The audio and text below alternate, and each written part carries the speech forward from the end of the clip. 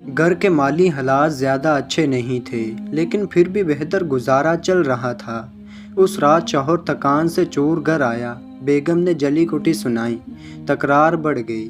बेगम घर छोड़कर चली गई। मोहल्ले में कोई ऐसा नहीं था जिसके घर वो जा सकती थी। वो गुस्से में निकली थी। उसे मंजिल का इल्म नहीं था।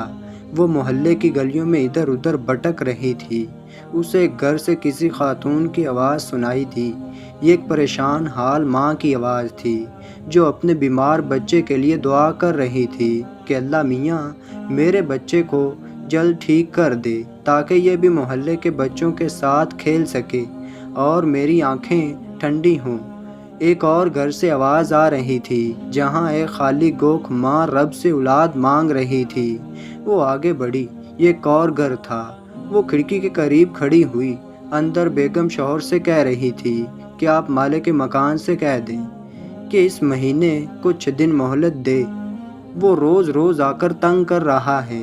ये एक और घर था, जहाँ एक खांसती औरत अपने पोते से कह रही थी कि आज कितने दिन हुए मैं दवा लिए बिना लेटी हुई, पूरी पूरी रात बेख्वाबी में गुजरती है।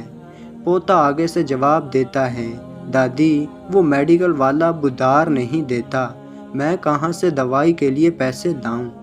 अगला घर एक यतीम बच्चे का था, जो दुआ कर रहा था, अल्लाह मियाँ माँ से मुलाकात का बहुत दिल करता है, लेकिन वो आपके पास आपकी जन्नतों में है।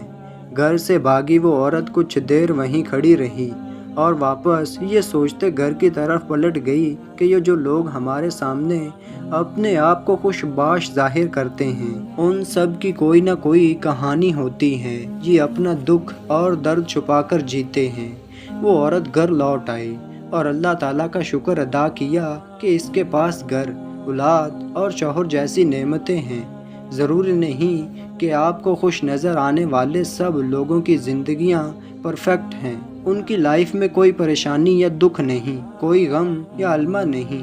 बहुत सारे कहकों के पीछे मातम हैं, आंसू हैं, कुल्फ़तों, आजमाइशों और मुश्किलात के बावजूद भी जीना दरअसल ज़िंदगी की हकीकत है।